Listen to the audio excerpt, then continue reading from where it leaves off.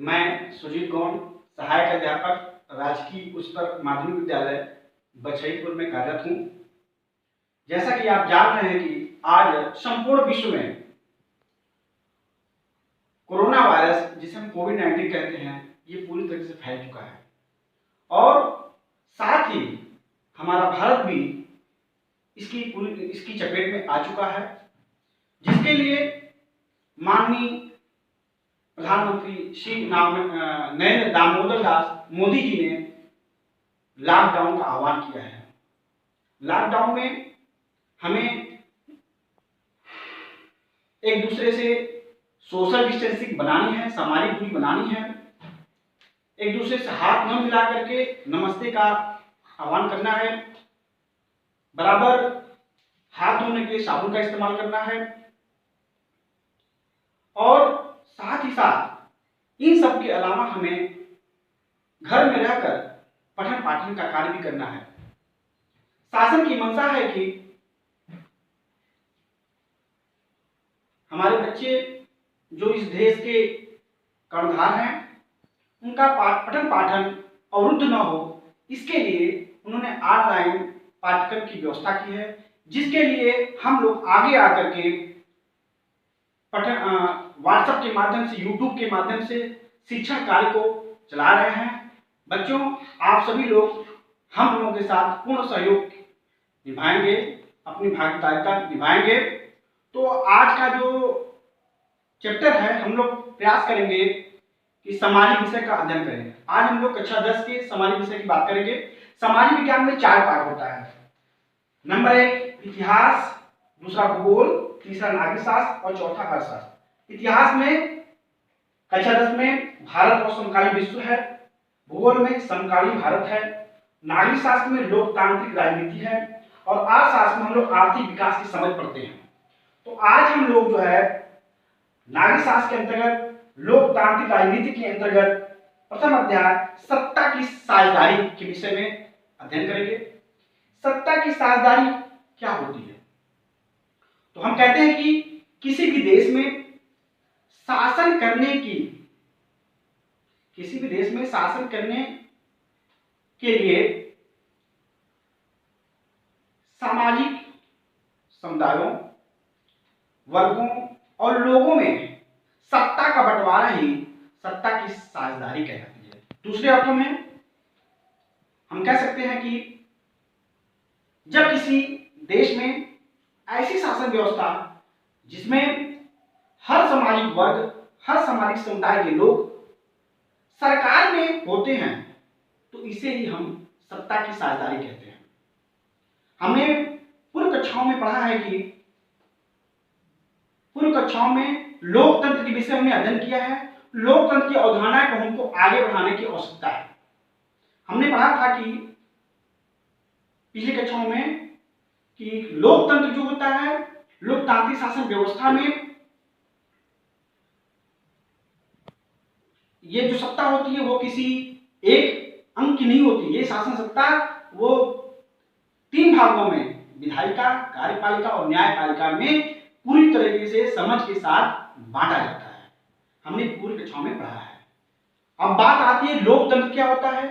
हमने पूर्व कक्षा में पढ़ा है कि लोकतंत्र, यह एक लोकतंत्र को अंग्रेजी में लोग डेमोक्रेसी कहते हैं।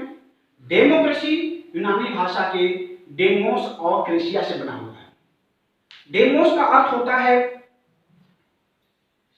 लोग और क्रेसिया का अर्थ होता है शासन। अर्थात डेमोक्रेसी या लोकतंत्र का शाब्दिक अर्थ है लोगों का शासन। इसकी परिभाषा के विषय में पूर्व राष्ट्रपति, अमेरिकन राष्ट्रपति अब्राहम लिंकन साहब ने कहा है कि लोकतंत्र लोगों के लिए, लोगों के द्वारा चलाई गई शासन व्यवस्था ही लोकतंत्र कहलाती है। अर्थात हम कह सकते हैं कि किसी भी देश में शासन सत्ता लोगों के द्वारा बनाई गई एक ऐसी सरकार जिसके द्वारा लोगों के हित के विषय में बात की जाए, लोगों के विषय में सोची जाए, ये हमारा लोकतंत्र है।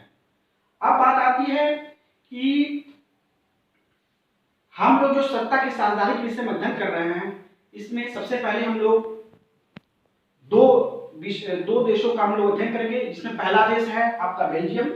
बेल्जियम जो है, बेल्जियम की स्थिति यह है कि यहाँ यह एक बहुत ही यूरोपीय उत्तर पश्चिमी यूरोप का एक छोटा सा देश है, जो कि यूरोपीय संघ का एक सदस्य भी है। इसकी राजधानी ब्रुसेल्स है। इसकी जनसंख्या लगभग 10.7 मिलियन या 1 करोड़ से अधिक है। जबकि हमारे देश की एक राज्य हरियाणा है, उसकी जनसंख्या 2.54 है, यानी लगभग उसकी आधी है। दूसरा इसका क्षेत्रफल क्या है? इसका क्षेत्रफल 32,528 वर्ग किलोमीटर है, जो कि हमारे हरियाणा के लगभग 44,212 किलोमीटर से भी कम है। बात इसकी आती है भाषा, यहाँ डच भाषा, फ्रेंच भाषा, जर्मन भाषा बोली जाती है। इसकी सीमाएं फ्रांस, नीदरलैंड, लग्जमबर्ग और जर्मनी से मिली हुई हैं। इनकी जातीय समीकरण बहुत ही जटिल है। इनकी जो भाषा है लगभग 59% भाषाएं डच बोली जाती हैं, जो कि फैमिलीज एरिया में विद्यमान होती हैं। दूसरा जो है लगभग 40% जो जनता है वो वेलोनिया नामक स्थान पे पाई जाती हैं, और वे ज्यादातर फ्रेंच भाषा का इस्तेमाल करते हैं। और बचे 1% जो भाषा के बोलने वाले लोग हैं वे जर्मन भाषा का इस्तेमाल करते हैं। तो ये इनका एक जातिगत प्रसिद्धता है। और इन्हीं की राजधानी जो ब्रुसेल्स है, वहां लगभग 80% लोग फ्रेंच भाषा का इस्तेमाल करते हैं और 20% लोग डच भाषा का इस्तेमाल करते हैं। इनकी जो अब बात होती है कि ये जो होते हैं इन अल्पसंख्यक फ्रेंच भाषी के लोग तुलनात्मक रूप से ज्यादा समृद्ध और ताकतवर रहे हैं।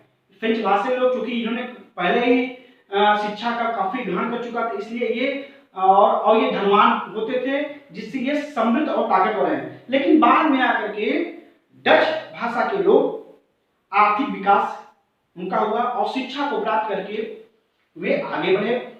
इसलिए डच भाषा के लोगों में और फ्रेंच भाषा के लोगों में आपसी तनाव बढ़ता ही गया। लगभग 1950 और 60 के दशकों में फ्रेंच डच बोलने वाले समूहों के बीच तनाव बढ़ता लगा। 1950 में और 60 के दशक में फ्रेंच भाषा और डच भाषा के, जैसा कि हमने बताया है, इन दोनों में प्रतिद्वंदिता की भावना बढ़ती गई कि मैं सर्वोपरि है, वो भाषा के लोग कहते हैं मैं सर्वोपरि हूं। इन दोनों समुदायों के टकराव का तीखा रूप ब्रुसेल्स में दिखा। ब्रुसेल्स जो कि बेल्जियम की राजधानी है, एक विशेष तरह की समस्या थी कि लोग, डच वाले लोग संख्या के हिसाब से अपेक्षाकृत ज्यादा थे, लेकिन धन और समृद्धि के मामले में कमजोर और अल्पमत थे। तो कुल मिलाकर ये कहना है कि भाषा, शिक्षा और धन के कारण डच और संख्या के कारण डच वाले लोग अपेक्षाकृत ज्यादा थे और ये धनवान थे, इसलिए ये ताकत कर रहा है। तो आज की शिक्षा यही हम समाप्त करते हैं। कहते हैं कि शिक्षा समाज की जननी है। अगर जैसे सब शिक्षा का अध्ययन करते जाएंगे, शिक्षा ग्रहण करते जाएंगे, तो हमारा ज्ञानार्जन होता रहेगा और समाज में हम एक उच्च स्थान प्राप्त कर सकते हैं। तो मैं यही कहूंगा बच्चों, आज आप लोग यहाँ तक हम आपको बताए हैं। अब अगला जो अध्ययन होगा वो नेक्स्ट डे होगा, जिसमें हम लोग श्रीलंका, दूसरी जो देश है श्रीलंका, उसके विषय में चर्चा करेंगे। तो हम आपसे आशा करते हैं, विश्वास करते हैं कि आप लोग कल जो है इन सारी चीजों का अध्ययन करके आएंगे। और मैं विश्वास करता हूं, मैं कामना करता हूं कि आप लोगों का जो है भविष्य उज्जवल हो। घर में रहिए, सुरक्षित रहिए। धन्यवाद।